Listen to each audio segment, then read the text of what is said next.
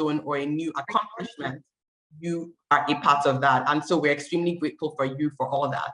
I will now hand over to Zachary Momodu, who is one of our board members representing the Aliko Dangote Foundation, to continue with the program.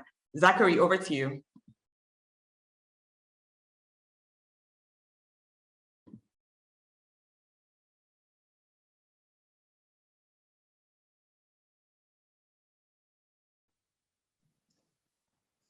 Sorry, give me a minute. I'm struggling with my computer freezing on me here.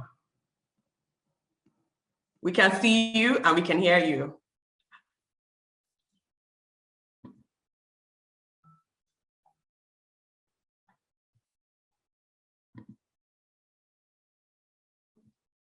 Right, while we wait for Zachary's laptop to behave, let me just welcome some of our board members who are on the call with us today. Welcome, Mr. Wilbert of Schlumberger. How are you doing? Good afternoon. Welcome, Adiola of Channels TV. Welcome, Mr. Yusuf, our board chair of Veraki Partners.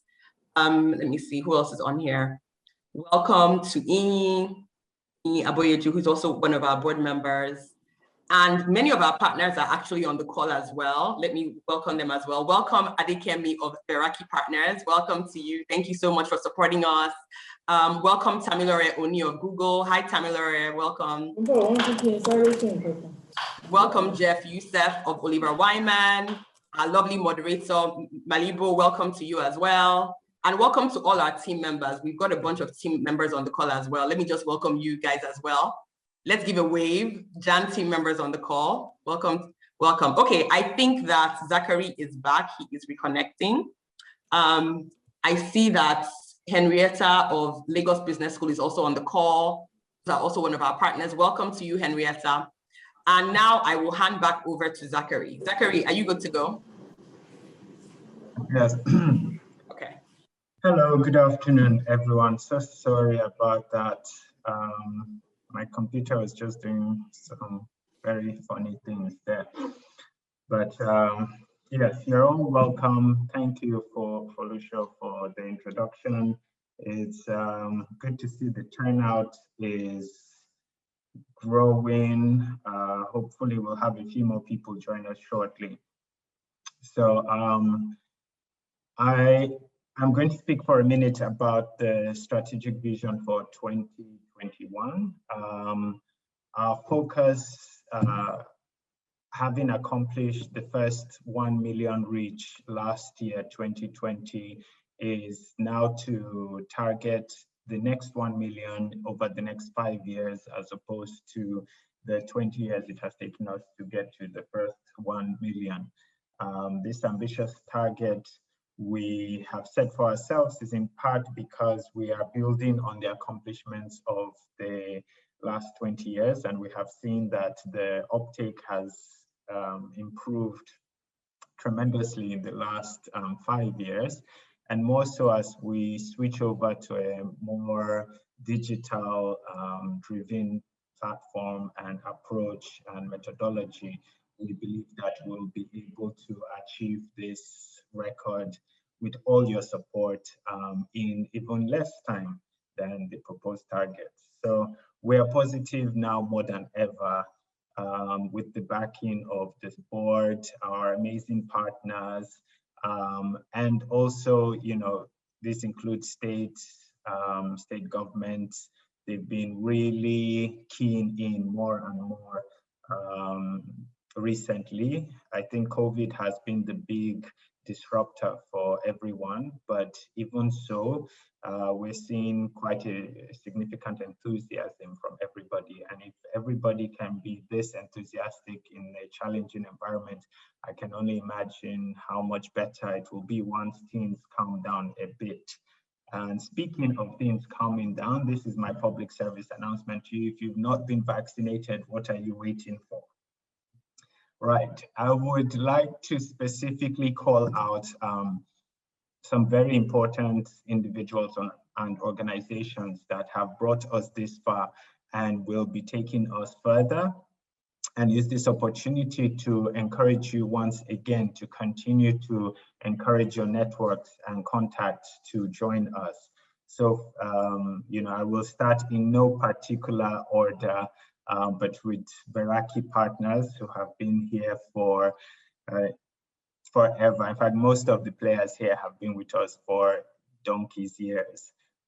First Bank of Nigeria, our own Aliko Dangote Foundation, Channels Television, Sigma Pensions, of course, Citibank, Schlumberger, Deloitte, TT from Google, TT Akinfami, and of course, one of our newest, even though new yet old, old yet new, in Aboyeji. It gives me great pleasure to announce that our longtime sponsor for the JAN Lead Camp and JAN Partner in Development, Union Bank, has officially joined us as a board member and is ably represented by Ogochukwu Ekezie Ekaide, Chief Brand and Marketing Officer. Ogochukwu, I will take this opportunity to welcome you once again and invite you to share a few words with the new, not so new family. Thank you.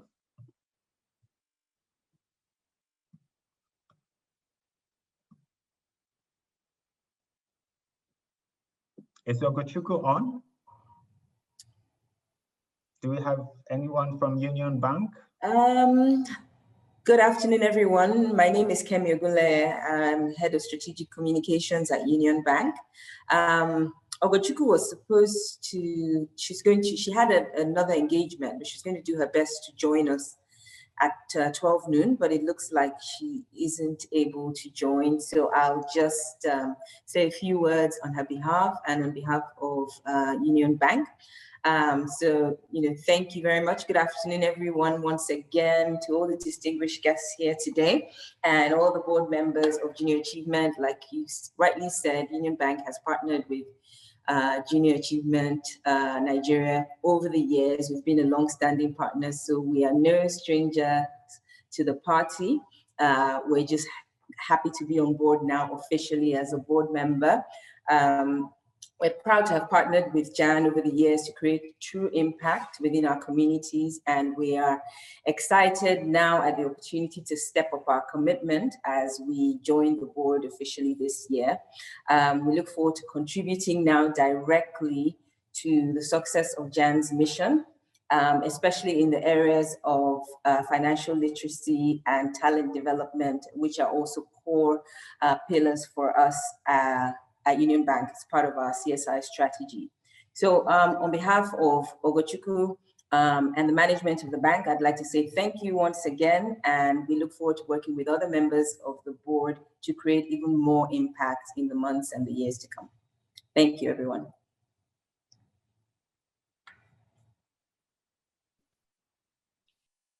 Thank you so much, Zachary, and thank you, Kemi.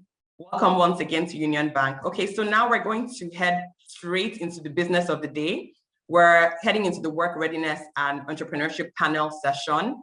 And on this panel, I'm just going to introduce the participants very, very quickly before we dive into it. So we have Adekemi Akinyede of Parthian Partners. Welcome, Adekemi. We have Dr. Henrietta Onwu Eguzie of Lagos Business School. Welcome, Dr. Henrietta. We have Kemi Ogunleye of Union Bank. Welcome again, Kemi. And we have Jeff Youssef of Oliver Wyman. Welcome, Jeff. And the moderator is the lovely Malevo Mohube of Oliver Wyman. Malevo, handing over to you. Thank you so much, Felicia. Thank you, everyone, for attending. My name is Malevo Mohube. I'm from Oliver Wyman. I've been working on a project with the Junior Achievement Africa team for us to understand youth and employers' perspectives on the labor market.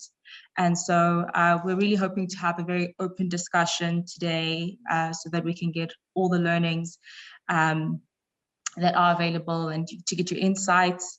And hopefully this is a very productive session. So I will share my screen. Can you see it? The presentation.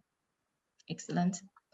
So yeah, as I've said, Oliver Wyman worked together with Junior Achievement, and we ran a survey, well, 2 surveys, a youth and employer survey, to get the perspectives of young people and employers on the labor market in their regions, in their countries, and to really understand what are the challenges that young people are facing for getting employment.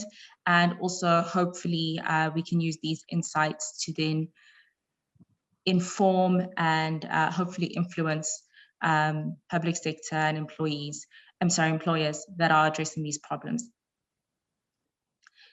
So our survey went across these 13 countries that are part of the Junior Achievement programs. And we had, different questions for employers, different questions for youths. But ultimately, what we're trying to understand is their perceptions of the of the labor market, to understand any skills gaps or skills misalignment, and also to understand any impact of COVID-19 that has affected many employment sectors.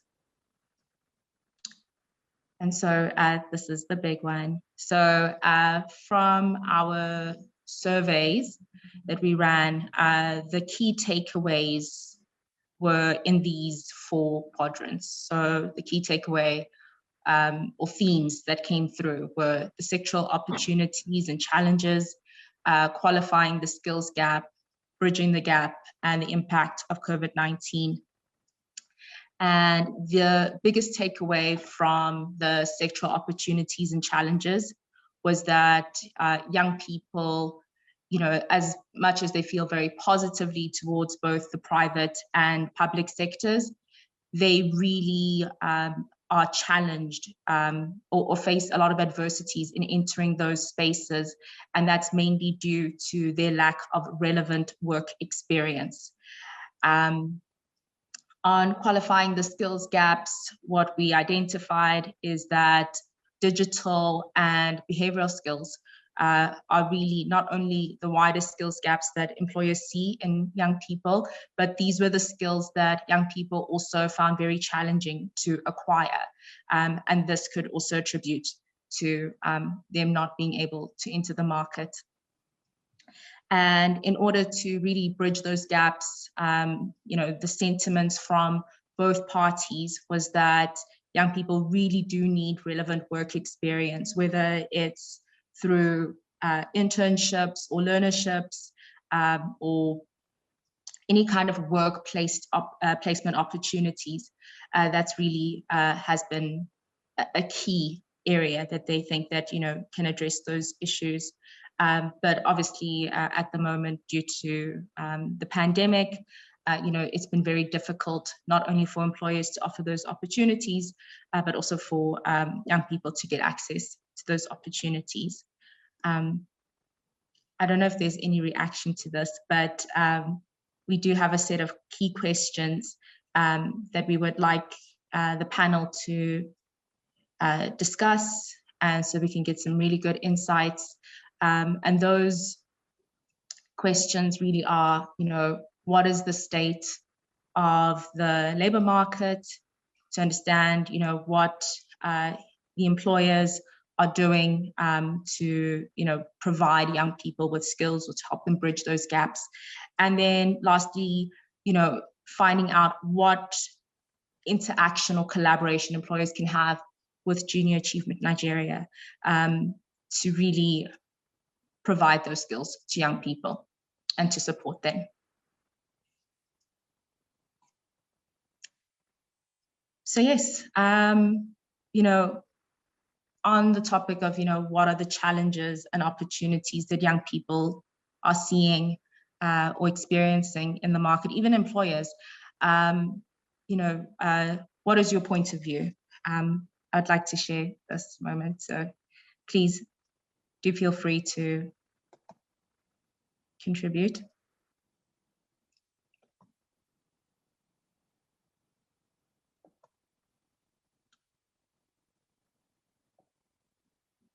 Okay. So maybe, Jeff, could you please maybe provide your point of view?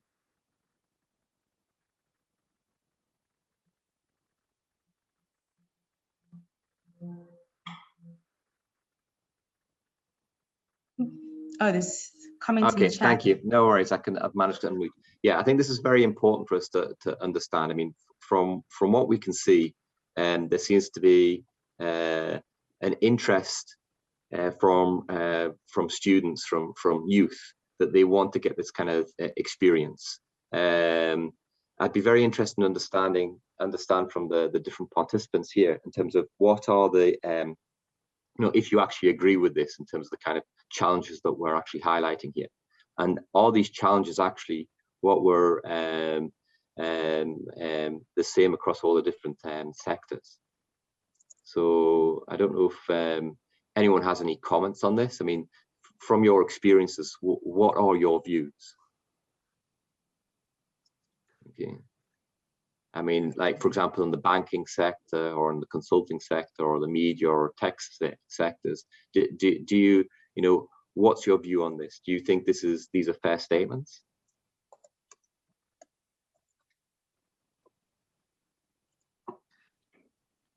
Sorry, Jeff, I didn't quite catch that, please. Could you come again?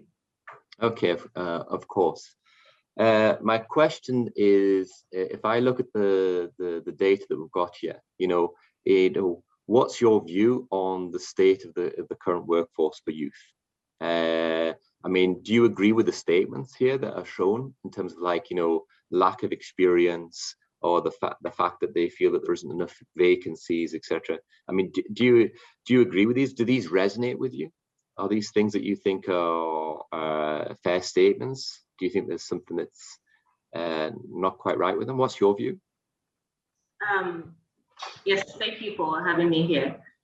So yes, I totally agree with you. I agree with the report, and it was very interesting that my colleague and myself were looking at this, and it pretty much reinforced the conversations that we're having in house, right?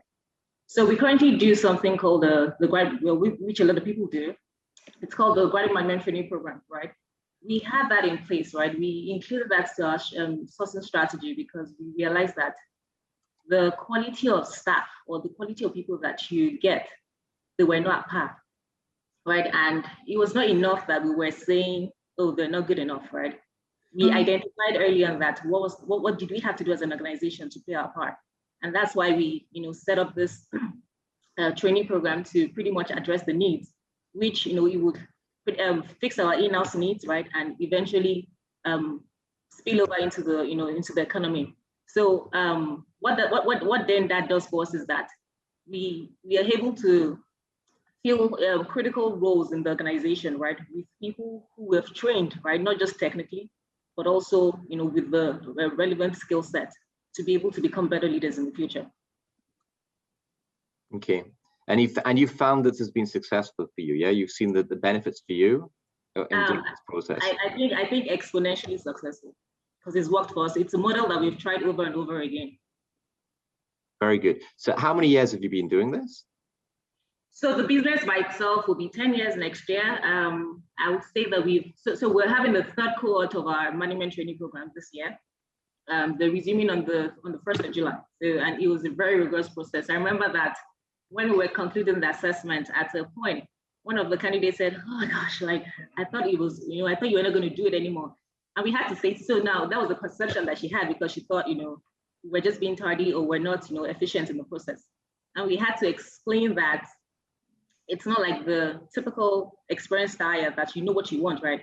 This one was a very painstaking effort, right, in able to identify something, right? Now that something is not something we can put in paper or just say, you have to be this. You know how sometimes there are these jokes on social media about that recruiters say that they want somebody with 10 years experience who is just 15 years old, right?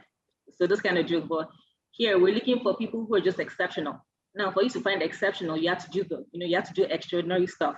So for our process, it took a lot of time in terms of duration, and the quality of assessment that we deployed was also very thorough. Oh, that's very useful. So I think, Kemi, I think you've got your hand up in the financial services sector. What's your view on this? In the what? I think Kemi's got a hand up as well. Oh, Kemi okay. Yeah. Yeah, because we're also financial services. That's how I thought it was. Yeah. So thank you. There are two Kemis. She's also Kemi as well. So. Oh, sorry. Kemi is fine, yeah. Hi. Okay. Yeah. I just wanted to really, I think Kemi provided a great perspective. For the bank, we've seen a lot of the same challenges, which is that, first of all, the workforce has changed significantly over the last decade at least, in terms of the mix of skills that employers are looking for, that we're looking for on our side, has evolved rapidly. And the focus has shifted from looking for technical skills, highly technical skills, which we're still looking for, but we're also looking for soft skills as well. We're looking for candidates who are employable, who are creative, who are agile, who are teachable. And so there's a gap there between what employers like ourselves are looking for and what we find in the workforce. There is that significant mismatch. And this has obviously contributed to, when you look at the youth unemployment rates. So, we have a management trainee program as well that we started a few years ago to sort of bridge the gap. That's something that Adekemi alluded to as well, which more and more employers are finding that they have to do if they want to bring in a cohort of employees who are able to meet the needs, the requirements of the role, and also contribute or add value to the organization. So our management trainee program is a comprehensive training program. It works to prepare high-performing young people that we've identified for the workplace of today, the workplace of the future, and also to take on management roles within the organization. And I won't go into the details, but I just wanted to say that yes, definitely we're seeing that skills gap. We're definitely seeing that there's a mismatch between the skills that are there and the skills that we're looking for. But what we're finding as well is that the young people, the workforce is indeed extremely intelligent and able to, to catch up very quickly once they're exposed to the learning. So we're getting a lot of great results with our management trainee program as well. Okay, so we've got two good examples of what's happening in the financial services sector, and you both seem to be very passionate about doing this and seeing the value that's happening from this. I mean, in terms of other sectors, if we look at, for example, in the media area or in consulting, for example, I know we've got participants here that are in those two sectors. I mean, what's your views?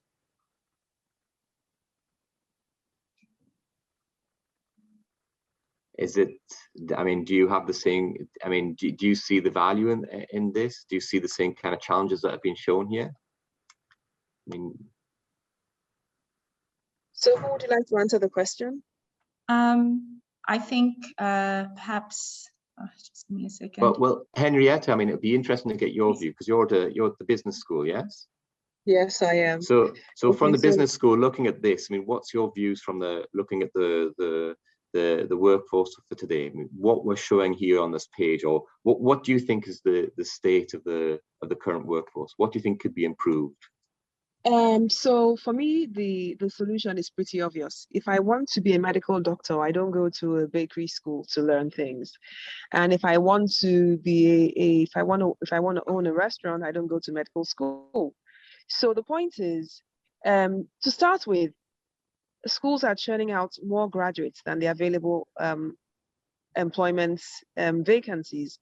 So it's clear that we need to churn out more job creators than job seekers, but the curriculum in most schools today is churning out job seekers, and not only job seekers but misaligned job seekers.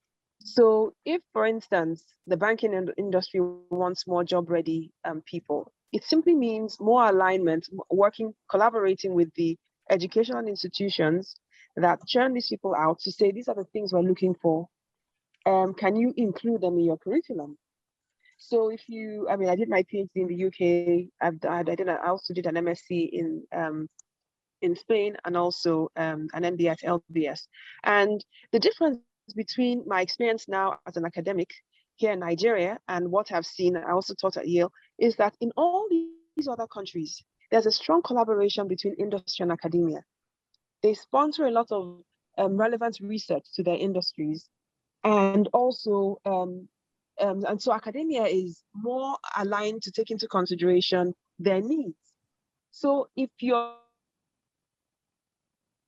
curriculum, how many of us were prepared for the jobs we did after school? Almost none of us.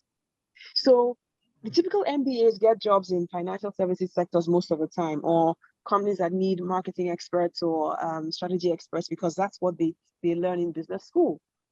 So if different industries are finding that the people in the job market are not job ready, it means they need to either have an academy or go to those institutions that these people come from to say, can we work with you to prepare people for these sort of positions? Okay, and that will happen readily. So there has to be willing. Yeah, sorry. Yeah, go ahead. No, sorry. Carry on. Yeah, so I was just saying that there's very little collaboration between industry and academia in Nigeria, and that needs to begin to happen for more than one reason. On one hand, to get people job ready, and on the other hand, to make people, more aware of the gaps in the market and to come up with solutions. So if I once visited the Technion University, which is the best university in Israel. Israel is known as the startup nation of the world. And what I saw there was that they encourage the students from their second year in university to get jobs. And so they finish in 6 years instead of 4 years. But then when they finish, they're automatically job ready or entrepreneurship ready, because they've been able to understand what the gaps are. And they understand that by providing solutions to problems that affect others, you have a ready market to more easily commercialize your products. So apart from, I'm the head of entrepreneurship at LBS, so you can see easily that I'm very entrepreneurially inclined. But that's also apart from the fact that that's my space, the truth is this is what society needs.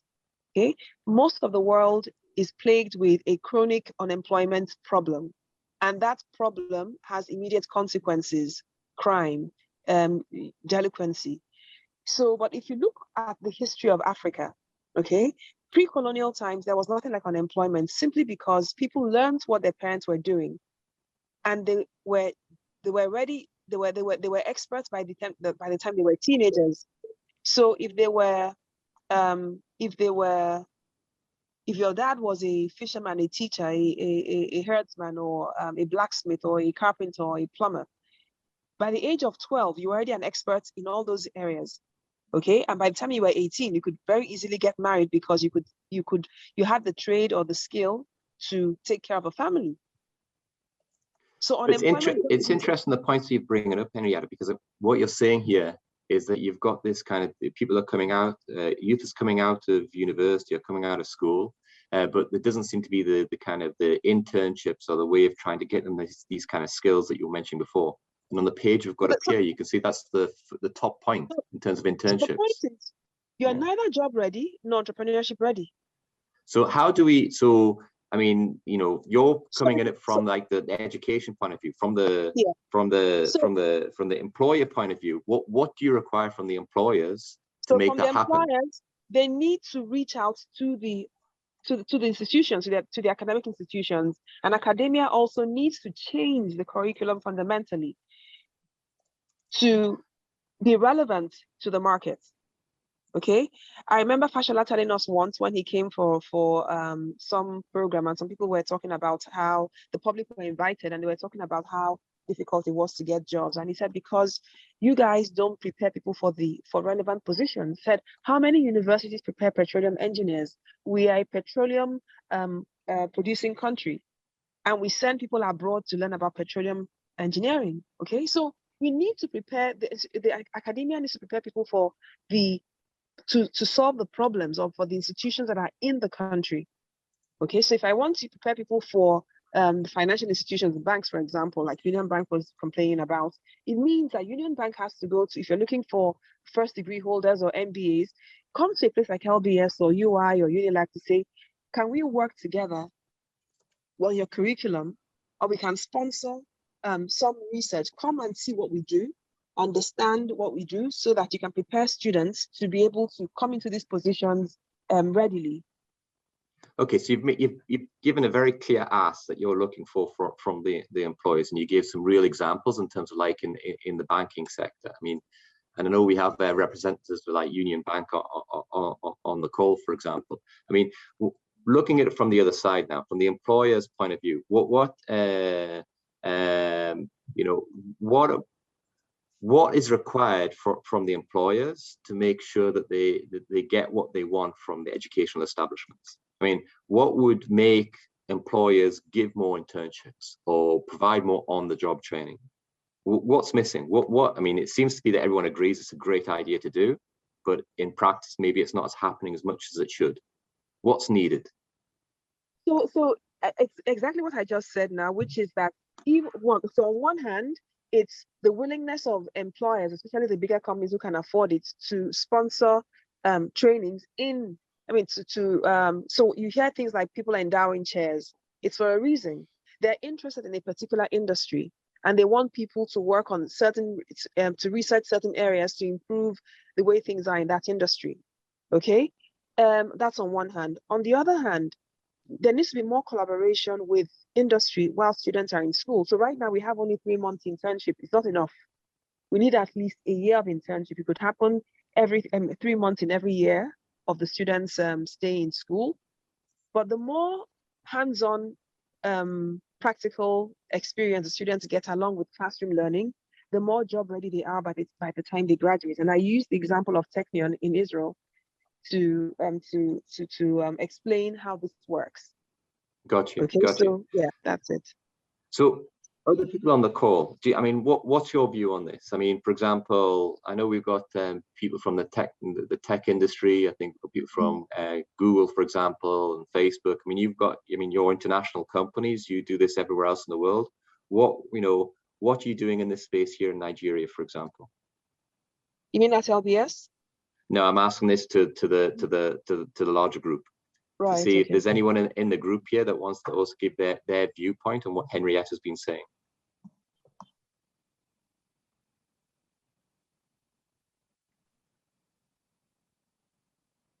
Is there, I mean, Tamilori, do you have an opinion on this?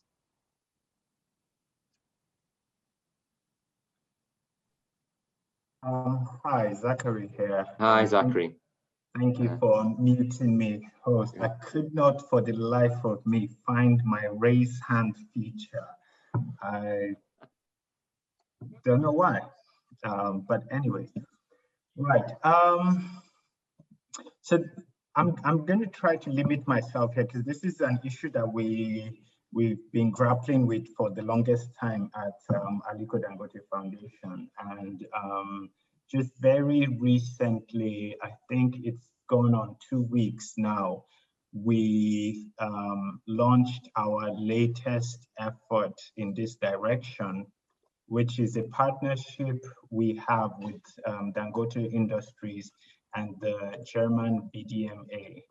So VDMA is the German Mechanical Engineering Industry Association. And they also have a foundation called the Foundation for Youth Talent in Mechanical Engineering. Now, we've deliberately chose these two partners because of their established history in this space. Also, of course, the fact that Dangote Industries is our principal's business. But Dangote Industries has the Dangote Academy, which is an attempt to address this particular issue, right? So for the last 10 years, I think the Academy was established in 2010. Similar to the example we had earlier, part of the challenge was how do you get mid-level management or even lower level management or technical expertise locally, because the group was growing so quickly, there was an urgent need for talent, and a lot of this talent was coming from outside, expatriate talent, but it wasn't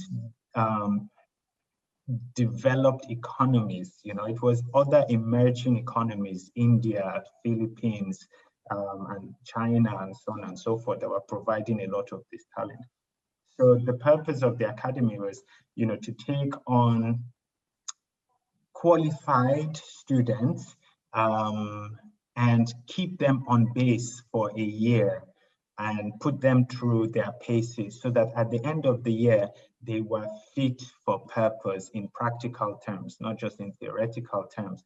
And the case is that at least 70 of them are guaranteed employment within the Dangote Group, and 30% of them are available to industry. And even amongst the 70%, they don't need to join the group, right? It's available to them. And VDME, of course, I think everybody knows that the Germans are probably the world leaders in terms of integrating industry and academia, and integrating shareholder and union ownership. So they were a natural partner for us. And so we've come up with this most recent collaboration. Our first 120 students were taken on this year to kind of continue to address this gap. The problem is there are only so many Dangotes in the world, right? There are only so many organizations that have the clout, the spare investment capital to be able to dedicate these kinds of resources in-house to churn out another 1,000 a year ready people, right? You have to put this in context of the population. Even if you took 100 million Nigerians at a birth rate of 3.2%, that's 3 million additional people every year, right? We're working at 50%. What are our schools taking? Something in the region of 1 million graduated every year. So there's already 1 million that won't go to university, and the quality of the 1 million that do go to university. So maybe the issue is less about education for jobs and more about, self-reliance and independence and job creation. And for me, this is where JA Nigeria is very instrumental. And I think this needs to be a more holistic, systemic adjustment. It's not just about adjusting the curriculum to be fit for purpose. Is a very important step for that 1 million that are in universities.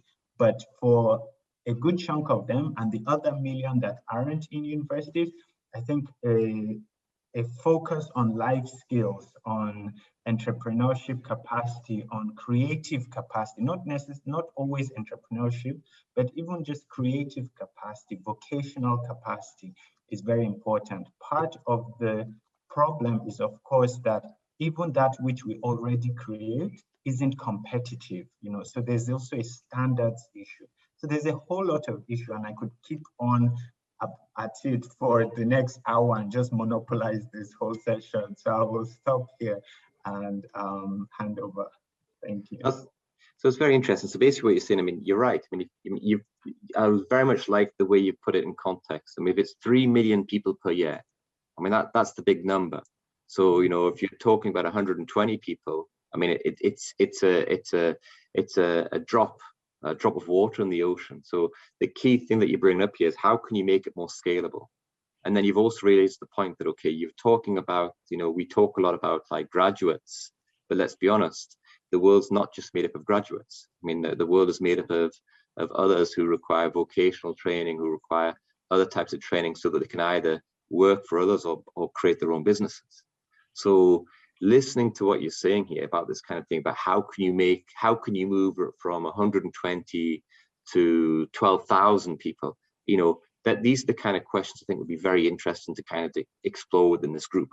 What's required? What's needed to try and get more opportunities or make sure that the Nigerian population is is able to take advantage of this great capital you have, this 3 million capital, 3 million people of people per year. How can you make sure they get more value and give more value back to the country at the same time? Nelson, did anyone here have an opinion on this, on what they think that would help in this? Sure. We've got two people, so we'll speak to Nelson and I'll go to Henrietta afterwards. Hi, Nelson. All right, thank you very much. I'll try to address your specific questions, but also rely heavily on what has been discussed so far. So completely agree with what Adekemi, Kemi, Henrietta have said. But one thing I would like to take us maybe a little bit more upstream before I even talk about what Scalable does in the space. One of the biggest challenges we have in Sub-Saharan Africa is the average child cannot dream, right? There isn't that aspiration before we even go to the hard stuff.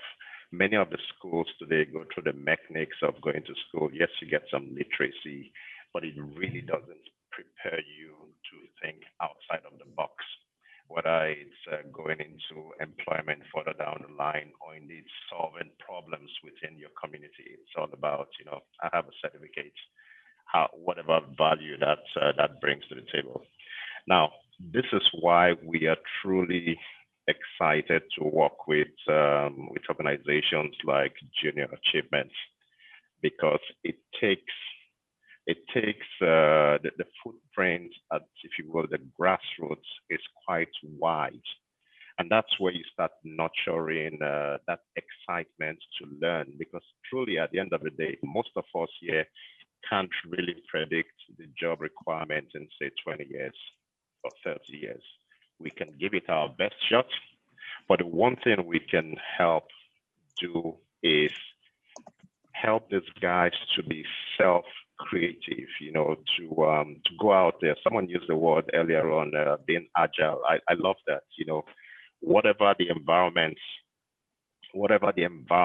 demands, then you're willing to learn and unlearn and relearn as words that people have been throwing around. So for Scalable, there are two main programs that we run, if you will, on the space. There's the Scalable Excellence in Education Development, which is SEED, where we go down to the grassroots, providing things as basic as connectivity, computing. But one thing which we need to do more of is not just, if you will, throwing money or resources. It's about the volunteer workforce, people actually going there themselves. When the average child can see someone that it relates to, it makes a whole lot of difference beyond just the financial support. So the focus for us this year is to increase, not just this year going forward, is to increase our volunteer workforce, whether it's at the primary school level or at the university level, spending a little bit more time in the classrooms or in informal settings with the youth of today to give them some focus or share your experiences. Henrietta had mentioned about working with the academia. Scalable works with a few target universities, which we call ambassador universities, and indeed I'm on one of the boards for the Petrotechnical or Petroleum Training Institutes in Nigeria. But it is not enough, and I agree with the comments that everyone needs to put their hands to make this light work.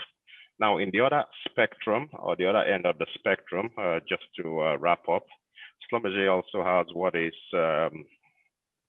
called the Faculty of the Future, which is run at a global level. And indeed, in Nigeria, so far since we've started, we have supported female candidates to PhD and postdoctorate programs worldwide. We have about 103 alumni right now as we speak. And these are people that are plowed back into the system, most of them going back into the academia.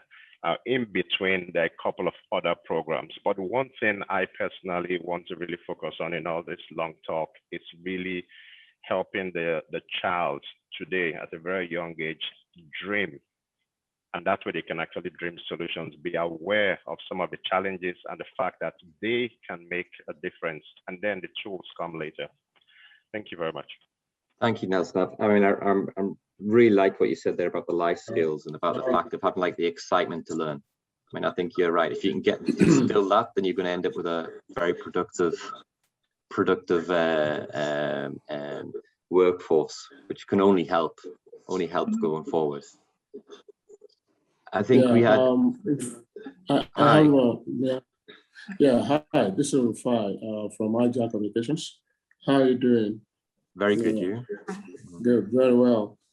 Our set of sectors quite different a little bit, and that is the advertising and marketing communications. It's more of a multidisciplinary approach because you could actually be a chemical engineer and still want to work in the creative environment. In our workforce here now, we have lawyers. Some people went to study law, graduated, went to law school, but they really have, interest in the creative environment. So we try as much as possible to see how we can get them, totally enmeshed into our own way of doing business that is creative. So we have what we call the Advertising Academy. We work in collaboration with other private sectors as well. There's a place in Ikeja, for example, called O2 Academy, where when you finish your graduate work, you can go there, probably 6 months to 1 year, to really understand the fundamentals of marketing communications. What that does for you, it enhances your opportunity to get into the workplace and get ready to get going immediately. So, for example, we had gotten people from the VIM program in the past, absorb them in here and being able to show them how we do our business. You see, one of the things that I've noticed in the academic curriculum in Nigerian, our institutions is that they do not have a multidisciplinary focus. For example, if somebody wants to study accountancy in college, all they're going to be doing all accounting related work for the most part, without really diversing the base to really understand what operates in other areas. For example, content writing, for example, digital approach, all of which, have some kind of contribution to enhancing your knowledge base. So in our own area, we try to see how well people of diverse, educational background can be absorbed. So you really don't have to be in advertising. You really need to have a degree in advertising to be in advertising, for example.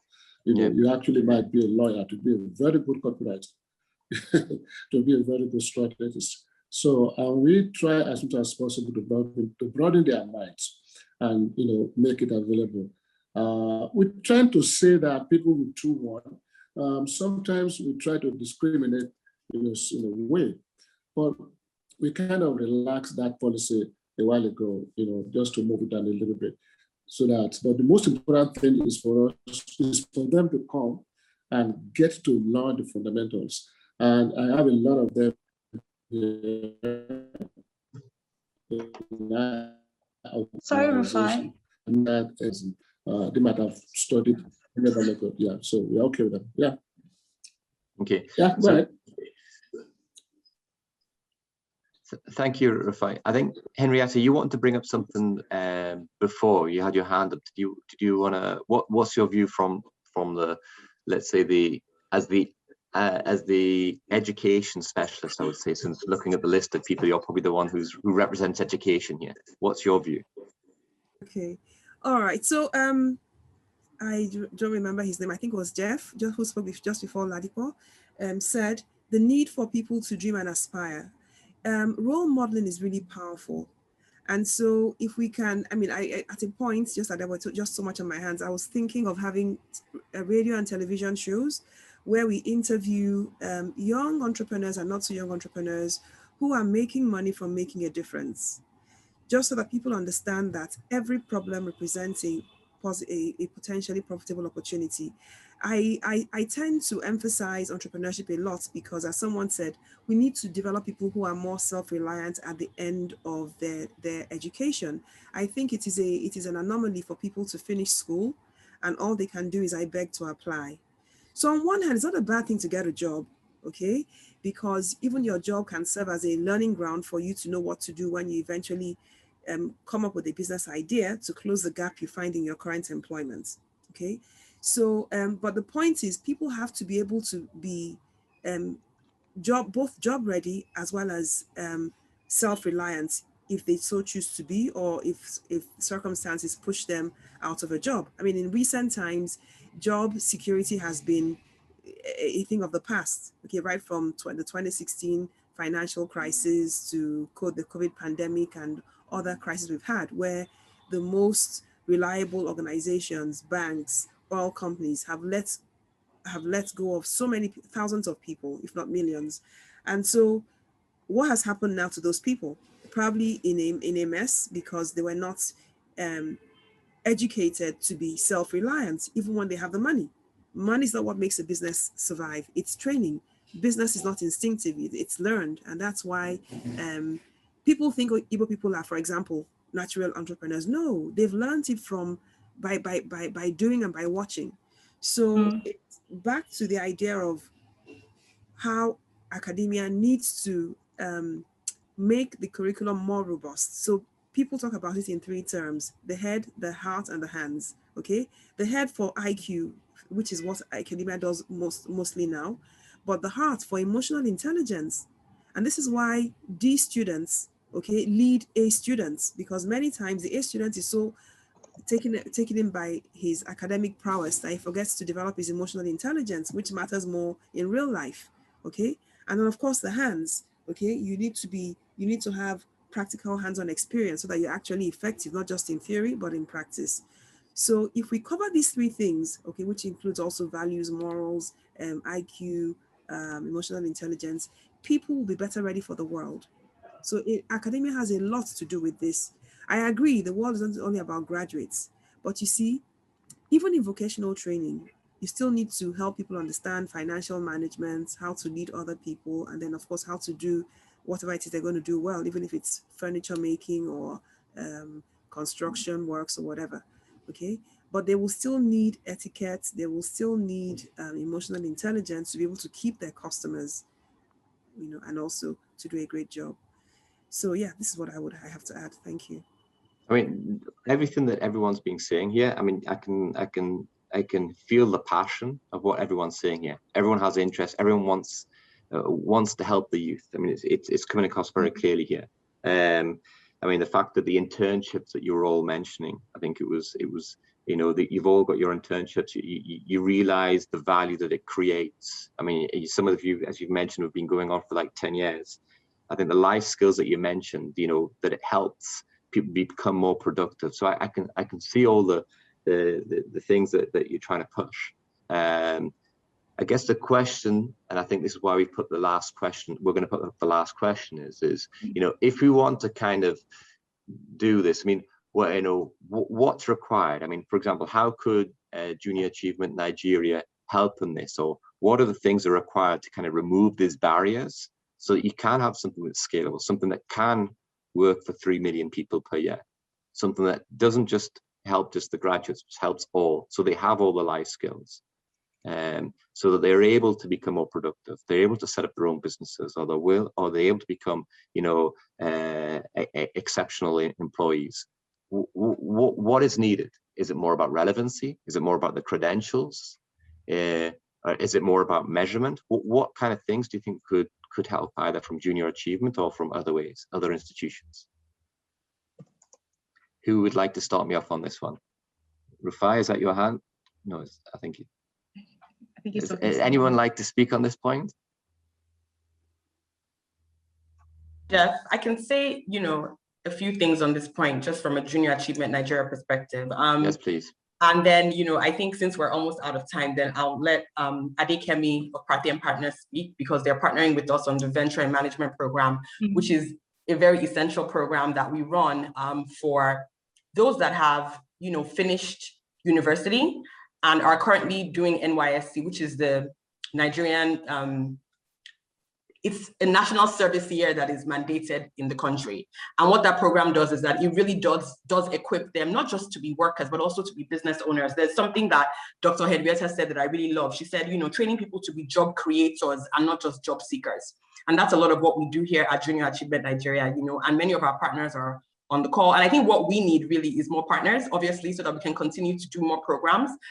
We do programs for out of school and in school youth. So we don't just focus on those that have degrees, we also focus on those that don't, because we do understand the complexities, of the environment that we live in. Now, as part of the question that you asked, and I think just to kind of summarize what everyone has said, I think it's just very important that we continue to, as organizations, whether it's independently or through partnering with organizations like ours, focus on teaching the Nigerian youth about creative thinking. Creative thinking takes people a really, really long way, longer than we can ever imagine. I think that we need to continue to educate people on being self-reliant. So this whole focus on always trying to get a job versus me, finding ways to add value or even create value myself is extremely important. And I think somebody also mentioned role modeling and the importance of that, So these are all areas that we do focus on at Junior Achievement Nigeria. You can get more information about us on ja-nigeria.org. And we're always looking for more partners. So very, very happy to discuss with anybody who is interested in that. I'm going to hand over to Adekemi right now, because I know that she probably has something to say regarding the Venture and Management Program that they are supporting us with. So Adekemi, over to you.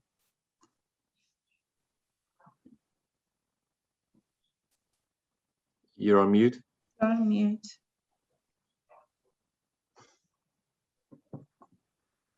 Thank you, Felicia.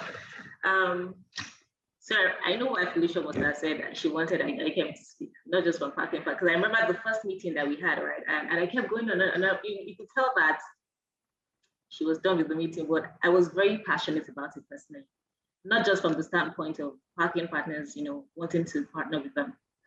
And when the conversation started, it was not a decision we had to make and say, okay, we'll come back to you. Like I literally said to her right then and then that, we're going to partner with you because we believe so much in the essence of BIM.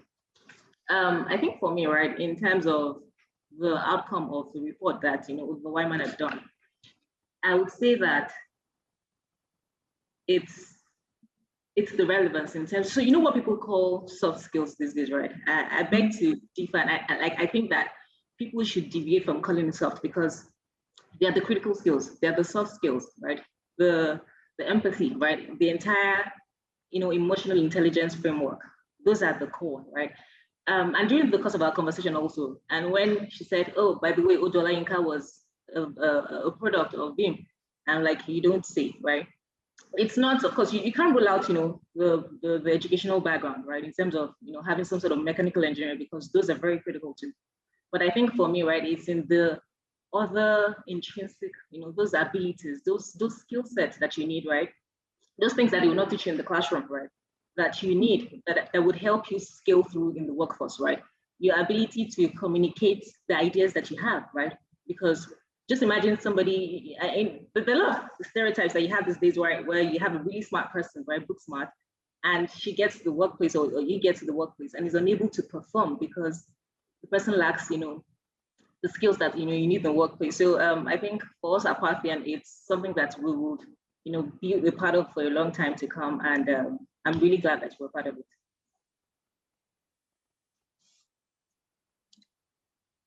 Thank you, Adekemi. And I think just, you're saying this, these are very critical skills, the soft skills, the professionalism, how to carry yourself, and how to perform in the workplace. I think also, from your perspective as an employer, because, you do have those two lenses, what measures or what KPIs do you look at in saying, oh, then this individual who has been through this program, who's been through VIMP, is successful as compared to someone who has not been through any of these programs? How do you measure the success of the work readiness programs and the graduates in the workplace?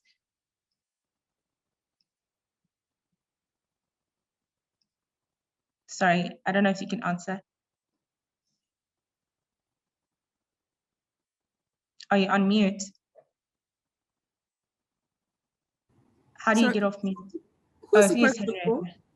Sorry, no, I'm just wondering, who's the question for and what was the question? Sorry, a call came in and distracted me. Sorry, Henrietta. So I was asking Adikemi how they measure the level of success of the programs, and how do they distinguish the success of VIMP or any other work readiness program graduate as compared to a student that has not been through these programs?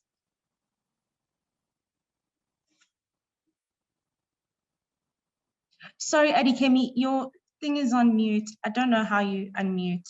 No, so once I'm done talking, I mute myself, but the host needs to do it here. Oh. Thank you, Malevo. I think it's pretty clear. How do we measure it? The ability or the ease of being able to fit into a role like that. Because truth is, we don't just do like so you know how on an annual basis, like at a certain time of the year, the programs are run. We don't do our GMT programs like that, right? It's mostly always on a need basis. Now, the last set came on in 2019. They did the 12-month tenure program, and because of the quality of curriculum that we set up, right, there were key things that we had put in place, and those basically, right, would tie into the things that we expected them to be able to do. Now, the people, so if you had like let me talk, in reality, Apathian, we have our GMTs who are analysts today, right, who are able to design strategy documents. They're sitting on our board, on our board meetings to have a conversation, to make a presentation on maybe on like a problem area that they're, thought about solutions to. Now, the ability to be able to have content and engage with that level of, people are things that confirm that the program was good. Now, when you then see people who like entry level, now they're good enough, right? But because they did not go through the fire, right? Now, the fire, the essence of what it is that we expect a Parthian or who a Parthian leader is, you then see the gap, right? So for us, it's something that we know that we would always do on an ongoing basis, and even just modify and make it bigger, on a larger scale, or for senior managers eventually. So for me, I would say, I don't know if I answered the question, so I would say that the measure of success would be the ability to fit into the roles that we expect that they're able to fit into after the country that program. Definitely. Thank you, Adikemi. No, that does answer the question. I think it was a key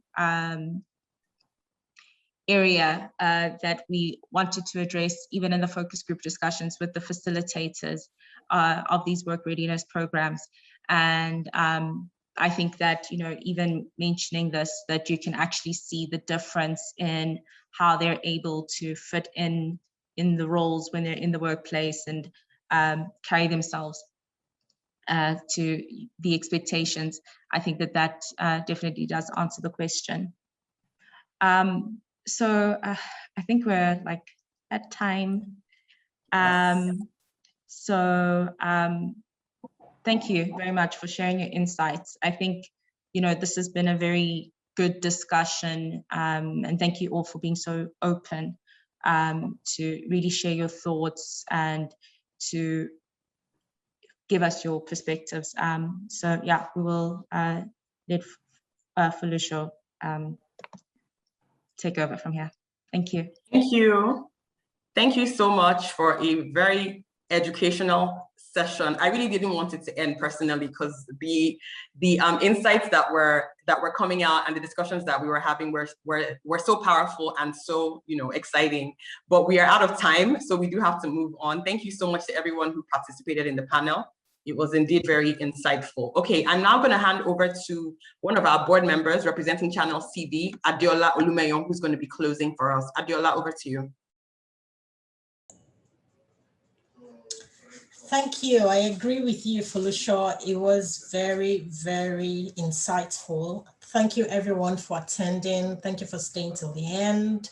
And it's really interesting reading the report and seeing that 60% of employers believe internship provide the best preparation for the workplace, and that young people require digital and behavioral skills. These are things that Jan is already dedicated to providing work readiness, entrepreneurship, through experiential hands-on programs, which is pretty much what most people have emphasized on, not just to talk about it, but that they can actually deliver on that.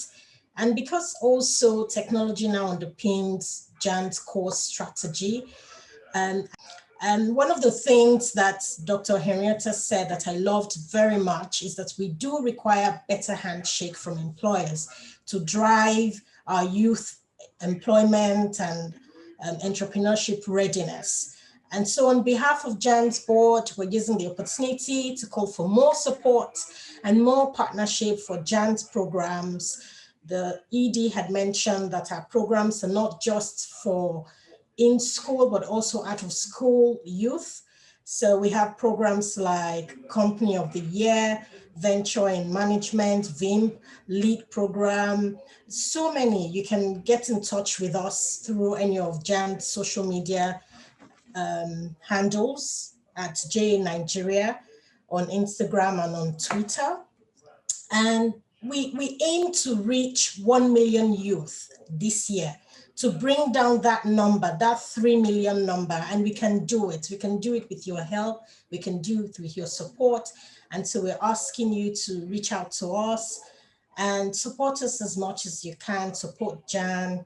Thank you to our board members, so many of them here, Veraki, First Bank, Dangote Foundation, Schlumberger, Agile, Google, Citibank, Future Africa, Sigma Pensions. So I hope I didn't miss out anyone. Thank you to everyone and to all our partners, those of you on the call, Lagos Business School, Facebook, Union Bank. How could I forget Union Bank? Forgive me, Kemi. Thank you, everyone. Thank you so much. We look forward to closer engagement and to doing more to help Nigerian youth truly be globally competitive. Thank you. Thank you everyone for this very enlightening session. It was like Felicia said, I didn't want it to end. I really enjoyed the discussions. So thank you to everyone. And thank you for welcoming us so warmly to the board.